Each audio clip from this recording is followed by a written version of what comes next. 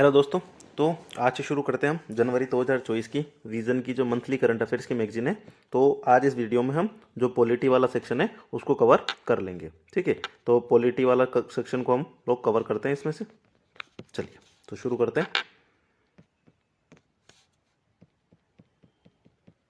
तो ये विजन का मटेरियल है और इसमें जो सबसे पहले पॉलिटी वाला सेक्शन है, ठीक है, जिसमें ट्रिब्यूनल्स के बारे में, पंचायती राज, स्टेट वेंडर्स का ये एक्ट है और फिर कुछ छोटी मोटी न्यूज़ है उनके लिए देखेंगे। बहुत इंपॉर्टेंट है, जिसमें ट्रिब्यूनल्स वाला से इंस्टीट्यूशंस बनने की चांसेस है। तो अगर हम देखते हैं सबसे पहले, तो भारत में अधिकरण या ट्रिब्यूनल सिस्टम की अगर हम बात करें तो अभी ये न्यूज भी इंपॉर्टेंट है। सुप्रीम कोर्ट ने एक निर्णय दिया कि अधिकरण जो ट्रिब्यूनल्स होते हैं वो सरकार को नीति निर्माण के लिए निर्देश नहीं दे सकते हैं। अब इसको हम बाद में समझेंगे, पहले हम समझ लेते हैं कि ट्रिब्यूनल्स क्या होता है, ठीक है, जिससे आपको ये निर्णय भी ऑटोमेटिकली समझ में आ जाएगा।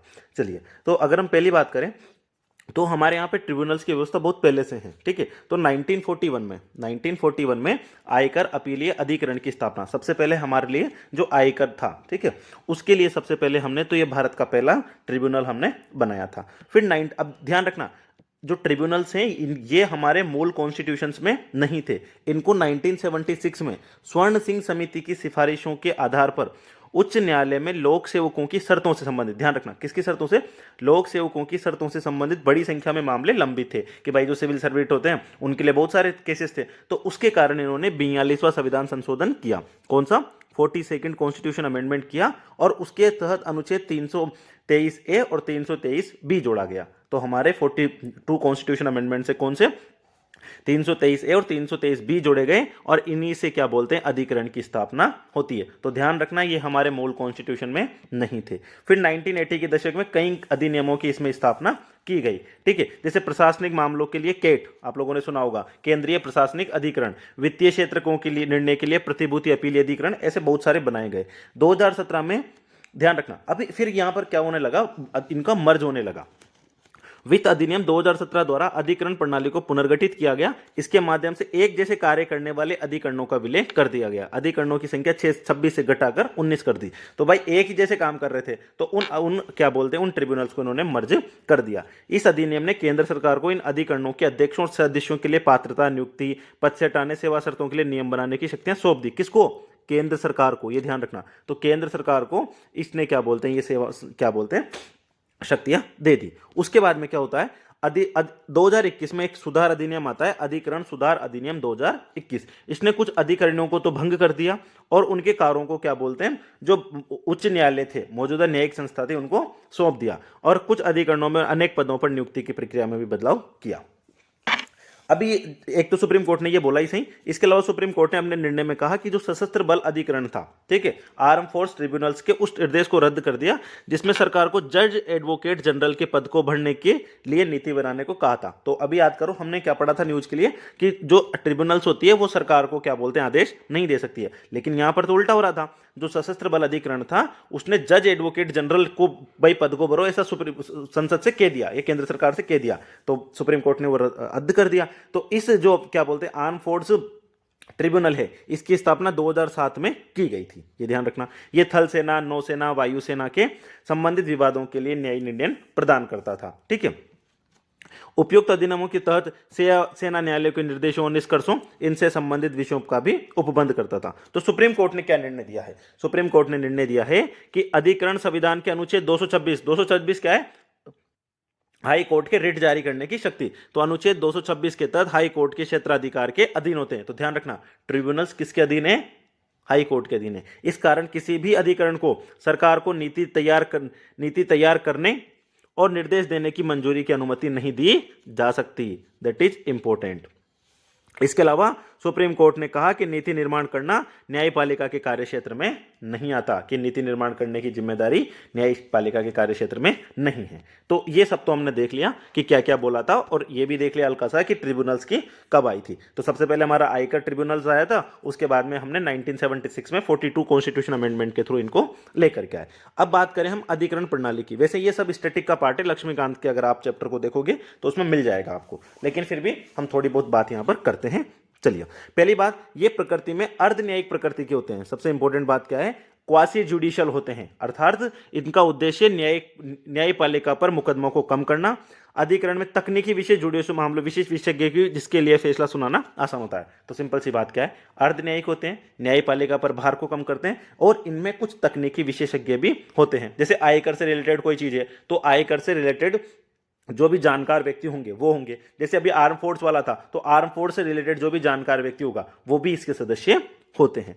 संवैधानिक मान्यता की बात करें तो ये हम लोग पढ़ ही चुके हैं कि 1976 में जो 42 से वाला कॉन्स्टिट्यूशन अमेंडमेंट था उसके तहत 323 और 323 भी जोड़े गए। अब जो 323 ए था ये लोक सेवकों की भर्ती और उनकी सेवा से संबंधित तो प्रशासनिक अधिकरण, तो 323 ए तो प्रशासनिक से था कि भाई जो लोक सेवा वगैरह से होती है, और अनुच्छेद 323 बी जो था वो था कि प्रशासनिक के अलावा अन्य विषय चाहे कराधान हो, भूमि सुधार हो, इनके लिए इसमें किए गए थे। और ध्यान रखना संसद केंद्र और राज्य दोनों स्तरों पर अधिकरणों का गठन कर सकती थी। चलिए 2010 में सुप्रीम कोर्ट ने स्पष्ट किया कि अनुच्छेद 323 बी के तहत निर्धारित विषयों पर केवल संसद का अनन्य क्षेत्राधिकार नहीं है। राज्य विधानमंडल संविधान के 7वीं अनुसूची में तो सिर्फ क्या बोलते हैं 323 बी के तहत ओनली ट्रिब्यूनल का गठन सिर्फ संसद ही नहीं कर सकती है, राज्य विधानमंडल भी कर सकते हैं। लेकिन कौन से सब्जेक्ट्स पे करेंगे? जो 7वीं अनुसूची में आते हैं राज्य के अधिकार में। अधिकरणों की संरचना की बात करें तो अधिकरणों में न्यायिक सदस्यों के साथ साथ विशेषज्ञ सदस्य भी होते हैं। क्षेत्राधिकार की बात करें तो भीतर जो उनका क्षेत्र होता है उसी के अंदर ये कर सकते हैं। कुछ अधिकरणों के पास अपीलीय क्षेत्राधिकार भी प्राप्त होते हैं। अपीलीय क्षेत्राधिकार मतलब वे अपने नीचे के प्राधिकरणों के अपील को सुन सकते हैं। ये भी समझ में आ गया होगा। अपील क्या है? सामान्य अधिकरणों के फैसलों के खिलाफ संबंधित हाई कोर्ट में की जाती है। तो अगर हमें ट्रिब्यूनल का फैसला पसंद नहीं आता है तो हम सीधे कहां जा सकते हैं? हाई कोर्ट में जा सकते हैं। कुछ ऐसे भी मामले हमें देखने को मिले जिसमें डायरेक्ट सुप्रीम कोर्ट भी जाया जा सकता है। हाँ, ये सुप्रीम कोर्ट ने अधिकरण के फैसलों के खिलाफ संबंधित हाई कोर्ट की खंडपीठ में अपील करने की अनुमति प्रदान की। ठीक है, हाई कोर्ट और हाई कोर्ट के अधीनस्थ दोनों के रूप में स्थापित किया गया है। तो जो ट्रिब्यूनल है ये हाई कोर्ट का विकल्प भी है और हाई कोर्ट के अधीनस्थ भी है। अब यहाँ से मेंस का थोड़ा सा शुरू होता है। इनकी विशेषज्ञता क्या है? तो एक तो महत्व क्या है? तो एक तो इनमें विशेषज्ञ होते हैं, जो भी जानकारी होती है उससे रिलेटेड शीघ्र समाधान कर देते हैं ये। ठीक है, कार्यभार को कम करते हैं।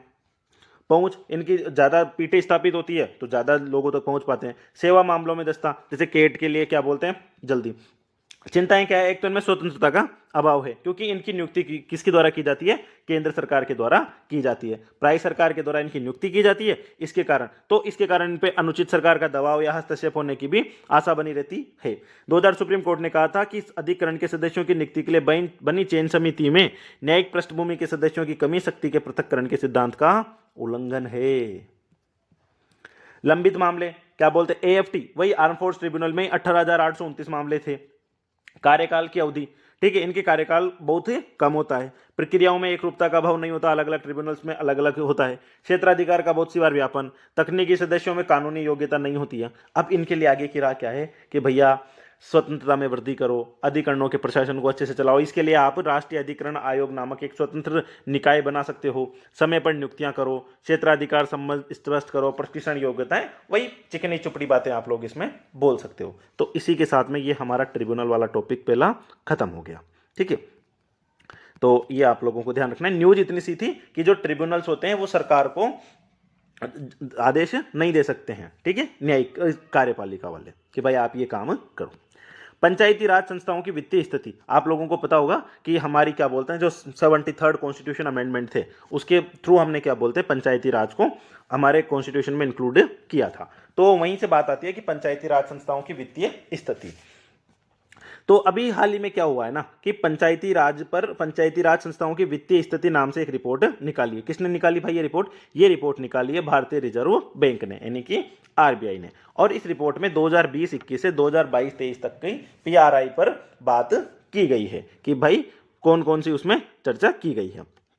अगर हम बात करें तो जो पंचायती राज संस्था और उनके वित्त के बारे में, तो 73वें संविधान संशोधन अधिनियम के द्वारा पीआरआई का त्रिस्तरीय गठन किया गया था। 3 स्तर आप जानते होंगे। ठीक है, ग्राम पंचायत, पंचायत समिति और जिला स्तर पर होती है। ठीक है, चलिए भारतीय संविधान का जो ध्यान रखना, जो भाग 9 है, भाग 9 का अनुच्छेद 243, याद रखना भाग 9।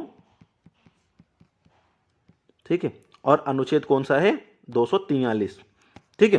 चूंकि पंचायत स्थानीय सरकार इसलिए राज्य सूची का विषय है, तो याद रखना ये कौन सा सब्जेक्ट है, राज्य सूची का विषय है। पीआरआई की संख्या की बात करें तो अभी हमारे देश में लगभग 2.62 लाख पीआरआई हैं, जिसमें से ग्राम पंचायतें 2.55 लाख, 6,707 मंडल यानी पंचायतें ब्लॉक लेवल वाली, और 665 जिला परिषद है, जो मैं बताया था आपको 3 टेबल लिया। पंचायतों सशक्तिकरण के लिए हमने क्या प्रावधान किए हैं, तो इसमें एक प्रावधान तो किया है, राज्य का विधानमंडल पारित करके राज्य की संचित निधि से पंचायतों के लिए सहायता अनुदान का प्रावधान करेगा। मतलब कि जो राज्य का विधानमंडल है वो राज्य की संचित निधि से पंचायतों के लिए कुछ सहायताएं देगा, और इसके अलावा पंचायतों को कर, शुल्क, पथकर, फीस लगाने इनका भी अधिकार होता है। 243 आई क्या बोलता है कि हर 5 साल में पंचायतों की वित्तीय स्थिति के लिए एक वित्त आयोग का गठन किया जाएगा, और राज्य वित्त आयोग का गठन कौन करेगी, तो वहां की विधानमंडल। और आर्टिकल 280 भारत का वित्त आयोग होता है। और आर्टिकल 280 3B केंद्रीय वित्त आयोग का कर्तव्य है कि वह राज्यों में पंचायतों के संसाधनों की आपूर्ति के लिए राज्यों की संचित निधि को बढ़ाने हेतु आवश्यक उपायों के बारे में राष्ट्रपति से सिफारिश करें। ठीक है, ये हो गई। अब बात करते हैं कि पीआरआई के वित्तीय स्रोत क्या है। भाई पंचायती राज इंस्टीट्यूट्स को कहां से मिलते हैं, तो पहली बात तो राजस्व के आंतरिक यानी स्वयं के स्रोत क्या है, तो पंचायतों के खुद के स्रोत होते हैं, वो कुछ कर राजस्व लगा सकते हैं, जैसे कर पे, प्रकाश कर, पंचायत क्षेत्र में व्यवसाय करने पर। कुछ गैर कर राजस्व लगा सकते हैं, जैसे पंचायत क्षेत्र में विक्रय के लिए बाहर से जो व्यक्ति बाजार कर लगाते हैं, पशुओं के विक्रय पर पंजीयन शुल्क, ऐसे कुछ लगा सकते हैं।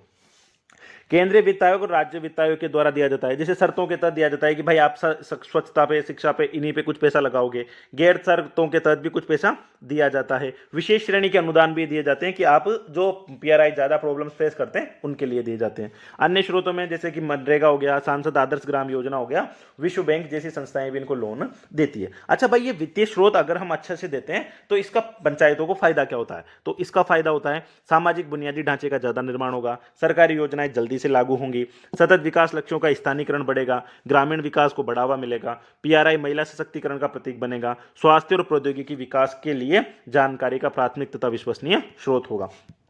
इश्यूज क्या है, संरचनात्मक चुनौतियां हैं। ज्यादातर जो पीआरआई हैं वो अपना लगभग 95% किससे प्राप्त, राजस्व किससे प्राप्त होता है उन्हें, केंद्र और राज्य से। मतलब खुद के सोर्स नहीं है, और जब तक खुद के सोर्स नहीं होंगे तब तक कोई मतलब नहीं है। डेटा में भी असंगति है क्योंकि उनका वित्तीय आकलन ही सही से नहीं हो पाता है। स्वयं के राजस्व स्रोत सीमित है, ये मैंने बता ही दिया। भ्रष्टाचार, पीआरआई के लिए बहुत सारे भ्रष्टाचार के, जैसे कि ये विजयवाड़ा पंचायत को आप लिख सकते हो। विजयवाड़ा पंचायत में उच्च अधिकारियों की 1.58 करोड़ रुपए खाते से निकाल लिए। राज्य वित्त आयोग केवल 9 राज्यों में ही क्या बोलते हैं, एसएफसी का मतलब राज्य वित्त आयोग का गठन किया गया, और जिसमें से अभी 2 ही सक्रिय हैं। तो कितनी बेकार सी चीज है। हाँ, कौन सी हमने स्कीमें लॉन्च करी है, दैट इज इंपॉर्टेंट। तो अगर हम स्कीमों की बात करें तो एक तो हमने ई ग्राम स्वराज पोर्टल बनाया है। ठीक है, तो ई ग्राम स्वराज पोर्टल क्या है, पंचायतों की विश्वसनीयता को बढ़ाने के लिए है ये। ठीक है, ग्राम पंचायत विकास योजना शुरू की है। ग्राम पंचायतों की योजना तैयार करने के लिए एक तंत्र है। इसका आयोजन पंचायती राज मंत्रालय द्वारा सभी ग्राम पंचायत और अन्य स्वशासन जन अभियान के तहत की जा रही है। समता निर्माण पंचायत सशक्तिकरण अभियान चलाया गया है एक। ठीक है, राष्ट्रीय ग्राम स्वराज अभियान है। तो ये हमने कुछ अभियान चलाए हैं, ये ध्यान रखना। फिर क्या कर सकते हैं, बजटीय सहायता दी जाए, कौशल विकास, उनके खुद के अनुदान को बढ़ाया जाए। ठीक है, स्टेट फाइनेंस कमीशन को मजबूत किया जाए, जागरूकता बढ़ाई जाए। तो वही अच्छी अच्छी बातें की जाए। तो ये वाला टॉपिक हमारा पंचायतों से रिलेटेड भी हो गया। नेक्स्ट टॉपिक, स्ट्रीट वेंडर्स जीविका संरक्षण और स्ट्रीट वेंडिंग अधिनियम 2014। तो भाई स्ट्रीट वेंडर से रिलेटेड अभी हमारे कुछ क्या बोलते हैं, अधिनियम में कुछ संशोधन किया है, और उसकी धीमी गति का इन्होंने उल्लेख किया है कि 2014 के जो प्रावधान है ना उसमें कुछ इश्यूज हैं। तो अगर हम बात करें, अच्छा एक और चीज ध्यान रखना कि अभी ये स्ट्रीट वेंडर से थोड़ा सा हटके कि हमने एक संशोधित पेशा पोर्टल डैशबोर्ड और पीएम स्वनिधि आप जानते होंगे जो मिशन है, उसको मिशन मॉनिटरिंग पोर्टल भी लॉन्च किया है। और जो ये पेशा पोर्टल जो है, ठीक है, ये क्या करेगा, इसे पीएम स्वनिधि स्वरोजगार कार्यक्रम जो ब्याज सब्सिडी की प्रोसेसिंग के लिए केंद्रीकृत मंच प्रदान करेगा। अब बात करते हैं भाई स्ट्रीट वेंडर्स की, मेन चीज तो वही थी हमारी। तो अगर हम स्ट्रीट वेंडर्स की बात करें तो किसी सड़क के आसपास जो भी दुकानें लगा लेते हैं उनको हम स्ट्रीट, आपने देखा होगा ना रोड के बाहर रोड के पास में बहुत सारी दुकानें लगी रहती है, उन्हीं को हम कहते हैं स्ट्रीट वेंडर। भारत में 50 लाख से भी ज्यादा स्ट्रीट वेंडर्स हैं। सबसे ज्यादा संख्या उत्तर प्रदेश में है। 38 लाख से अधिक हमने वेडिंग प्रमाण पत्र भाई जो उनके लिए दिए जाते हैं। 4300 टाउन वेडिंग समितियों का, ये समझेंगे अभी टाउन वेडिंग समितियां क्या होती है, ठीक है। 1300 से अधिक वेडिंग मार्केट स्थापित किए जा चुके हैं। अब हम बात करते हैं कि 2014 का जो अधिनियम है वो क्या बोलता है। तो ये बोलता है स्ट्रीट वेंडर्स के अधिकार, कि प्रत्येक स्ट्रीट वेंडर को वेंडिंग प्रमाण पत्र में उल्लिखित नियमों और शर्तों के अनुसार ही, कि भाई जो भी उनकी शर्तें हैं उसी के उनके कर्तव्य क्या होंगे, कि वो अपना सामान और माल हटाएंगे, ऐसा नहीं रोड पे फैला हुआ है, ठीक है। साफ सफाई और स्वच्छता रखेंगे, नागरिक सुविधाओं और सार्वजनिक संपत्ति का ध्यान रखेंगे, ठीक है। और शुल्क जो भी उनके लिए रख रखाव का शुल्क होगा स्थानीय प्राधिकरण के लिए उनको दिया जाएगा। अब अभी हम देख रहे थे कि टाउन वेडिंग समितियां गठित की गई है, तो भाई होती क्या है टाउन वेडिंग समिति, ये तो बताओ।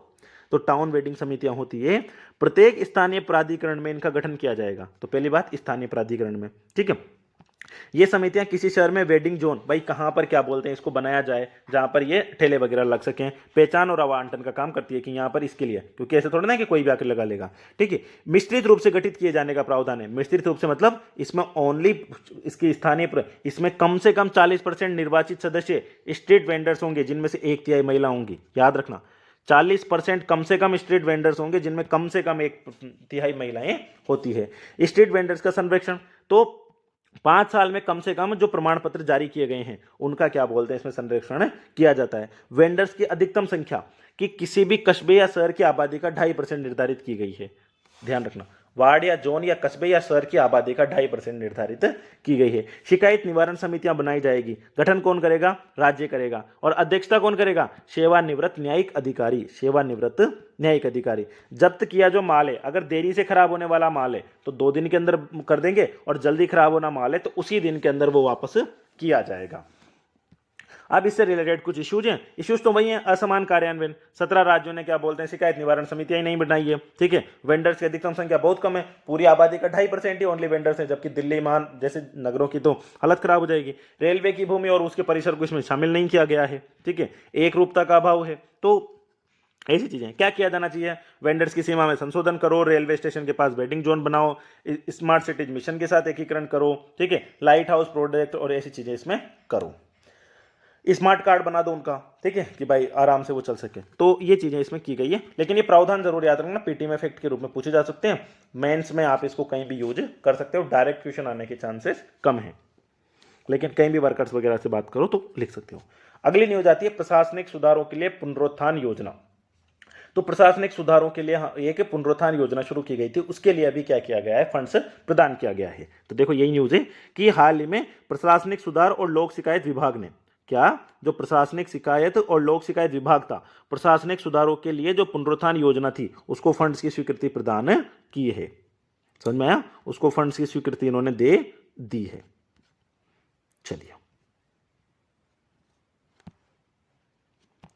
अगला देखते हैं। तो प्रशासनिक सुधारों के लिए पुनरुत्थान योजना, पहली बात कौन के अंदर आती है, क्रमिक लोक शिकायत और पेंशन मंत्रालय। कार्मिक लोक शिकायत और पेंशन मंत्रालय। कब, तो इसको 15वें वित्त आयोग की जो सिफारिश थी, तो 15वें वित्त आयोग की सिफारिश के अंतिम 2 वर्षों में, मतलब कि 2024-25 और 2025-26, 24-25 और 25-26 में लागू किया जाएगा। इसके 2 घटक हैं, एक तो लोक शिकायतों के निवारण हेतु व्यापक प्रणाली और एक प्रशासनिक सुधार। तो लोक शिकायतों के निवारण के लिए व्यापक प्रणाली में तो शिकायत निवारण की गुणवत्ता, जिसमें गुणवत्ता में सुधार लाने के लिए इसमें CPGRMS ये एक योजना थी, ठीक है, इसको चलाया गया था। इसमें 10 चरणीय सुधारों की बात की गई थी, इसको हम आगे देखेंगे इस योजना को। तो एक तो शिकायत निवारण की गुणवत्ता बढ़ाना, आर्टिफिशियल इंटेलिजेंस की मदद से शिकायत का निवारण करना, ठीक है, एकीकृत शिकायत निवारण तंत्र बनाना, ठीक है, क्षमताओं का निर्माण करना, ये चीजें थी। और प्रशासनिक सुधार में क्या था, रणनीतिक आवंटन, ताकि इसको आराम से किया जा सके। अभी हम जो बात कर रहे थे CPGRAMS की, मतलब कि केंद्रीकृत लोक शिकायत निवारण और निगरानी प्रणाली, ठीक है। तो इसको क्या बोलते हैं, DARPG, मतलब कि जो प्रशासनिक वाला जो क्या बोलते हैं डिपार्टमेंट है, उसने इसको किया था। 2007 में इसका गठन किया था, याद रखना कब किया था, 2007 में। ऑनलाइन प्लेटफॉर्म है जो नागरिकों के लिए 24/7 आवर्स उपलब्ध है। ध्यान रखना, ऑनलाइन और सेवा के वितरण से संबंधित नागरिक अपनी शिकायत दर्ज करा सकते हैं। एक और बात, ये एकल पोर्टल है, मतलब इसमें राज्य और केंद्र दोनों का मुद्दा शामिल है, लेकिन इसमें RTI, अदालत में विचाराधीन मामले, धार्मिक मामले, इनका क्या बोलते हैं मुद्दों का निवारण शामिल नहीं है। और सरकार ने इसके लिए 10 चरणीय सुधारों को लागू किया था। अब बात करें तो CPGRA में 10 सुधारों के 10 कदम। तो इसमें एक तो CPGRA 7.4 7.0 का सार्वभौमिकरण किया गया, ठीक है। तकनीकी के उपयोग को बढ़ावा दिया गया, भाषा अनुवाद को शामिल किया गया, शिकायत निवारण सूचकांक लाया गया, फीडबैक कॉल सेंटर, एक राष्ट्र एक पोर्टल जैसी सुविधाएं, समावेशिता और आउटरीच, प्रशिक्षण और समाज क्षमता निर्माण, निगरानी प्रक्रिया, डेटा स्ट्रेटजी यूनिट, ऐसी चीजें इसमें स्थापित की गई। तो इसी के साथ में ये हमारे बड़े बड़े जो न्यूज़ थी वो खत्म होती है।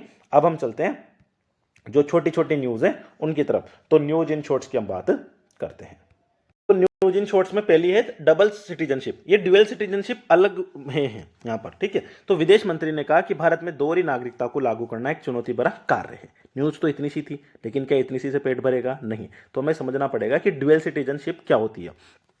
ड्यूअल सिटीजनशिप से मतलब है कि एक व्यक्ति, कोई भी एक पर्सन, ठीक है, उसको कानूनी रूप से दो जगह की, दो देशों की क्या बोलते हैं, नागरिकता मिल जाए, तो उसको हम बोलेंगे ड्यूअल सिटीजनशिप। एक साथ दो या दो से अधिक देशों की उसकी नागरिकता को मान्यता प्रदान करती है। और कुछ देश जैसे कि USA, Finland, Albania, Israel, Pakistan, ये ऐसे देश है जो दोहरी नागरिकता रखने की अनुमति देते हैं। लेकिन भारत का संविधान दोहरी नागरिकता को प्रतिबंधित करता है। हालांकि हमारे देश में कुछ लोगों ने पीआईओ को लेकर के बोला था, लेकिन वो नहीं है। तो भारतीय सरकार ने भारतीय मूल के जो व्यक्ति होते हैं पीआईओ, तो पीआईओ के लिए ओवरसीज सिटीजनशिप ऑफ इंडिया का विकल्प प्रदान किया, लेकिन ये पाकिस्तान और बांग्लादेश में जाकर बसे लोगों के लिए नहीं है, ठीक है। तो हमने पीआईओ, भारतीय मूल के व्यक्तियों के लिए ओवरसीज सिटीजनशिप ऑफ इंडिया का विकल्प दिया था, लेकिन ये पाकिस्तान और बांग्लादेश में जाकर लोगों के लिए नहीं है। अब ये ओसीआई कार्ड होल्डर क्या है? तो OCI, overseas citizenship of India क्या है? तो इनको आजीवन वीजा मिलता है इंडिया का, मतलब कि हमें बार बार वीजे की जरूरत नहीं पड़ेगी, ठीक है। भारत में किसी भी अवधि तक रहने के लिए स्थानीय पुलिस के पास पंजीकरण कराने से इन्हें छूट दी जाती है, तो ये कितने भी अवधि तक रह सकते हैं।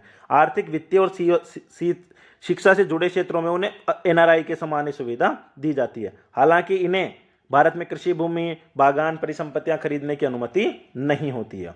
ओसीआई कौन आवेदन कर सकता है? तो ओसीआई के लिए जो व्यक्ति 26 जनवरी 1950 का भारत का नागरिक बनने के लिए पात्र था, या जो व्यक्ति 26 जनवरी 1950 या उसके बाद किसी भी समय भारत का नागरिक रह चुका है, तो उस दो नागरिकों के संतान, पोते पोती या परपोते पोती भी शामिल है।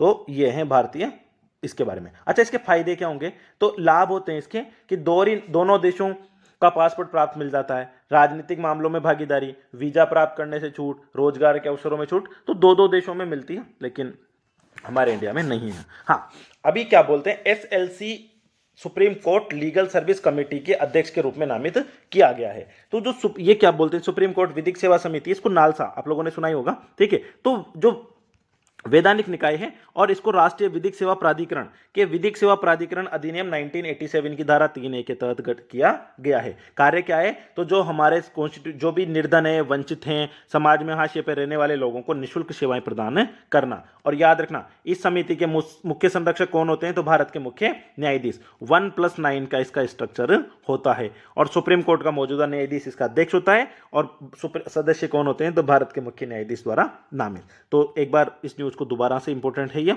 तो वैधानिक निकाय है और विधिक सेवा प्राधिकरण के तहत इसका गठन किया गया था। काम क्या करेगी? तो निःशुल्क कानूनी सेवाएं प्रदान करेगी जिन लोगों को जरूरत है, और मुख्य न्यायाधीश इसके संरक्षक होते हैं। सुप्रीम कोर्ट ने बिल्किस मानव मामले में परिहार को रद्द कर दिया। अभी क्या हुआ था ना कि जो बिल्किस मानव वाला मामला था वो गुजरात का था, लेकिन जब बिल्किस बानो ने ये केस चलाया तो उसने सुप्रीम कोर्ट से रिक्वेस्ट करी कि मुझे गुजरात सरकार के ऊपर कतई ट्रस्ट नहीं है। तो सुप्रीम कोर्ट ने फिर उस मामले को कहाँ ट्रांसफर कर दिया? महाराष्ट्र वाली में। तो अब कानूनी रूप से तो क्या बोलते हैं, महाराष्ट्र के लोगों ने, मतलब महाराष्ट्र का जो हाई कोर्ट था उसी ने उन दोषियों को सजा सुनाई थी।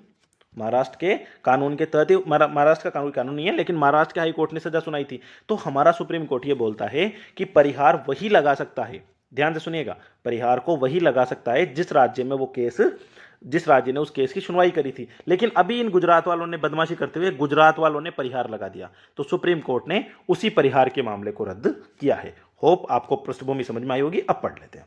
सुप्रीम कोर्ट ने अपने फैसले में स्पष्ट किया कि गुजरात सरकार इस मामले में परिहार से जुड़ी याचिका पर निर्णय लेने के लिए उपयुक्त प्राधिकरण नहीं है। क्यों?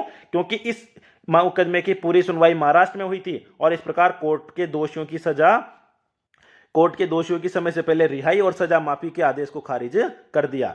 अब परिहार क्या होता है कि जब किसी दोषी को दिए गए दंड की प्रकृति को बिना बदले सजा की अवधि को कम कर दिया जाता है तो उसी को हम क्या कहते हैं, परिहार। इस बार के लिए इंपॉर्टेंट है ये, तो उसको परिहार कहा जाता है। राज्य अपनी परिहार नीति के तहत दोषियों को समय से पहले रिहार कर सकता है, और ऐसा गुजरात वालों ने कर दिया। लेकिन भैया अब परिहार, तो परिहार आर्टिकल 72 में तो भारत का राष्ट्रपति जो होता है वो 5 प्रकार से कर सकता है, ठीक है। अपराध हेतु दोषी ठहराए गए व्यक्ति तो पार्डन कर सकता है, नहीं माफ कर सकता है, सस्पेंड निलंबित कर सकता है, परिहार रिमिशन कर सकता है या कम्यूटेशन कर सकता है। तो लेकिन और निम्नलिखित परिस्थितियों में करेगा यदि कोर्ट मार्शल भी है तब भी, एग्जीक्यूटिव पावर्स के तहत, या किसी व्यक्ति को मृत्युदंड दिया गया है। और इसी प्रकार जो आर्टिकल 161 है उसमें भी राज्यपाल इन शक्तियों के राष्ट्रपति के समान ही हैं, और ये शक्तियां केवल राज्य की कार्यपालिका शक्ति के अधीन हैं। परिहार से संबंधित कानूनी अधिकार क्या बोलता है कि भाई जो सीआरपीसी की धारा 432 है वो सरकार को किसी भी व्यक्ति को दी गई सजा को निलंबित करने या परिहार की शक्ति प्रदान करती है अगर वो 14 साल की सजा काट चुका है। तो परिहार के लिए सुप्रीम कोर्ट ने क्या फैसला दिया है कि सुप्रीम कोर्ट ने कहा था लक्ष्मण नस्कर बनाम भारत संघ बाद में कि परिहार के लिए निम्नलिखित 5 आधारों पर विचार। क्या घटित अपराध से समाज बड़े पैमाने पर प्रभावित हुआ है? क्या अपराध को फिर से दोहराए जाने की संभावना है? क्या दोषी द्वारा भविष्य में अपराध करने की संभावना है? क्या दोषी को जेल में अनावश्यक रख के कोई अन्य क्या बोलते हैं उद्देश्य तो पूरा नहीं किया जा रहा, या दोषी के परिवार की सामाजिक स्थिति। ऐसे ही हरियाणा वाले में भी कहा था कि जो सीआरपीसी की धारा 433 है वो इसके तहत नहीं है, संवैधानिक शक्ति को प्रभावित नहीं कर सकती, ये चाहें तो जल्दी भी दे सकते हैं, ऐसा कोई जरूरी नहीं है। अनुसूचित जातियों के बीच लाभों के समान वितरण हेतु पैनल, तो अभी एक पैनल बनाया है केंद्र सरकार ने ताकि जो देश भर में एससी जाति है, अनुसूचित जातियां हैं, तो उनके लिए क्या बोलते हैं लाभों का वितरण सुनिश्चित किया जा सके। और यह समिति कैबिनेट सचिव की अध्यक्षता में गठित की गई है, ठीक है, और 1200 से अधिक अनुसूचित जातियों के लिए ये देखेगी, ठीक है। क्योंकि अभी ऐसा सुनने में या मतलब रिपोर्ट्स में आ रहा है कि जो हैं उनको वास्तविक लाभार्थियों तक क्या बोलते हैं इनको नहीं पहुंच रहा है, लेकिन यह आरक्षण से जुड़े मुद्दे पर विचार नहीं करेगी। हालांकि सुप्रीम कोर्ट के वर्गीकरण की मांग इस समिति का गठन अपने आप में रखता है। तो अब देखो, सुप्रीम कोर्ट की जो 7 न्यायाधीशों की पीठ थी उसने बोला है कि जो राज्य है उसके पास में सुप्रीम कोर्ट जो क्या बोलते हैं शेड्यूल कास्ट है अलग अलग उपवर्गों में वर्गीकृत करने की शक्ति नहीं है। शेड्यूल कास्ट के उप वर्गीकरण के न्यायालय के निर्णय कानूनी प्रावधान, तो एक तो ईवी चिन्नैया बनाम आंध्र प्रदेश राज्यवाद, सुप्रीम कोर्ट ने निर्णय दिया है कि राज्य द्वारा एससी का उप वर्गीकरण संविधान के, तो याद रखना ईवी चिन्नैया में क्या बोला, सुप्रीम कोर्ट ने बोला है कि जो एससी है राज्य क्या बोलते हैं अनुसूचित जाति का वर्गीकरण नहीं कर सकता क्योंकि यह समानता के अधिकार और आर्टिकल 341 का उल्लंघन है। आर्टिकल 341 क्या बोलता है, राष्ट्रपति को आरक्षण हेतु एससी समुदाय की सूची बनाने की शक्ति देता है। तो क्या बोलते हैं शेड्यूल कास्ट की सूची कौन बनाता है, राष्ट्रपति। अब राज्य जब उसको डिवाइडेशन करेगा तो क्या मतलब आया, लेकिन पंजाब राज्य में सुप्रीम कोर्ट ने यह भी बोला कि राज्य जो पहले से अधिसूचित एससी एसटी है उसमें लाभ वितरण की मात्रा पर निर्णय ले सकता है, इसको नहीं माना जाएगा। अगली न्यूज, एक जनरल सिंह में भी उन्होंने पदोन्नति के आरक्षण में क्रिमिनल की धारणा लाए थे, ये तो आपको पता ही होगा। विशेषज्ञों का मानना है कि संविधान के अनुच्छेद 16(4) में पहले से राज्यों को शक्ति दी गई है कि वे उन पिछड़े वर्गों के लिए विशेष कानून बना सकता है जिनका रोजगार में प्रतिनिधि। एमपी लेड आप जानते होंगे, वो क्या बोलते हैं जो मेंबर ऑफ पार्लियामेंट होते हैं उनके लिए डेवलपमेंट के लिए एक स्कीम है, उनको हर साल इसमें 5 करोड़ रुपए मिलते हैं, तो उसके बारे में तो उसी के तहत अभी क्या किया है ना। और अच्छा, इसका जो मिनिस्ट्री है वो मोसपाई है, तो मोसपाई ने एमपी लेड के लिए एक ई साक्षी मोबाइल ऐप शुरू किया है। तो ई साक्षी मोबाइल ऐप क्या करेगा भाई, जो भी उसके तहत पैसा दिया जा रहा है उसको ट्रैक करेगा, कहां पर उसका किया जा रहा है वो सारा काम देखेगा। तो एमपी लेड सबसे पहली बात तो केंद्रीय क्षेत्र की 1993 में शुरू किया गया था निर्माण के लिए, ठीक है। और इसमें कम क्या बोलते हैं जो पैसे होता है हर साल 5 करोड़ रुपए इसमें मिलता है, और जो सदस्य होता है वो कम से कम 15% तो एससी आबादी वाले क्षेत्रों में और कम से कम 7.5% एसटी आबादी वाले क्षेत्रों में खर्च की सिफारिश करेगा। तो 5 करोड़ में से 15% तो एससी और 7.5% कम से कम एसटी वाले क्षेत्रों में इसको खर्च करना होगा। ये नॉन लैप्सेबल होता है, मतलब कि बची हुई राशि जो होती है वो आगे फंड में ट्रांसफर हो जाती है। मान लो कि किसी से 5 करोड़ रुपए खर्च नहीं हुए, वैसे नेता कई जितने करते, लेकिन मान लेते नहीं होते तो वो 2 करोड़ कर दिए थे, 3 करोड़ नहीं हुए तो 3 करोड़ आगे चले जाएंगे, तो अगले साल के लिए कितने हो गए 8 करोड़, घटाएगा तो वही, ठीक है। और इसमें 2.5 करोड़ रुपए की 2 किस्तें दी जाती है, ये भी ध्यान रख लेना, 2.5 करोड़ की 2 किस्तें दी जाती है, एक बार में नहीं देगा। और जिला अधिकारी जो होता है वो इसका कार्यान्वयन देखता है। अगली यूज है सोशल ऑडिट सलाहकार निकाय। ठीक है, तो अभी सोशल ऑडिट सलाहकार निकाय की पहली बैठक आयोजित की गई है, और जो सोशल ऑडिट है ये भारत में अपनी तरह का पहला सलाहकारी निकाय है। इसका गठन राष्ट्रीय सामाजिक रक्षा संस्थान ने किया था, और राष्ट्रीय सामाजिक रक्षा संस्थान जो है वो सामाजिक न्याय और अधिकारिता मंत्रालय के जो सामाजिक न्याय और अधिकारिता विभाग है, तो सामाजिक न्याय मंत्रालय के तहत आता है। ठीक है, और ये क्या करेगा, जो अलग अलग सोशल ऑडिट की काम करेगा। सोशल ऑडिट क्या होता है, तो क्या बोलते हैं, किसी भी योजना की, कार्यक्रम की परीक्षण मूल्यांकन करना। ठीक है, लोगों की सक्रिय भागीदारी से की जाती है। इसमें योजनाओं के कार्यक्रम, सरकारी रिकॉर्ड, इनकी जांच की जाती है। इसके कुछ सिद्धांत है, जैसे कि access to information, participation, protection of citizens, ये इसमें किए जाते हैं, जैसे कि मनरेगा के लिए किए गए थे। ठीक है, national resource cell for social audit की स्थापना करना, ताकि राज्य स्तर पर सोशल ऑडिट किया जा सके। ये ध्यान रखना, मेघालय सोशल ऑडिट करने वाला देश का पहला राज्य था। पारदर्शी और जवाबदेहिता को बढ़ावा देना। ठीक है, जमीनी स्तर पर संस्थाओं को मजबूत बनाने में चुनौतियां क्या है, जागरूकता का अभाव सोशल ऑडिट के प्रति। सोशल ऑडिट के चरण क्या होते हैं, तो पहले तो परिचय और जागरूकता कराया जाता है, फिर प्रस्तुतिकरण होता है, फिर सत्यापन होता है, फिर मान्यता, और फिर प्रस्तुति और कार्यवाही सभी हितधारकों की उपस्थिति में जिला स्तर पर दी जाती है। तो इसी के साथ में आपका ये हो गया। अब आप लोग अगर चाहो तो एक बार इस कोड पर जाकर के इसका एक टेस्ट भी है, उसको कर सकते हो। बाकी thank you. Next video IR पे आएगी।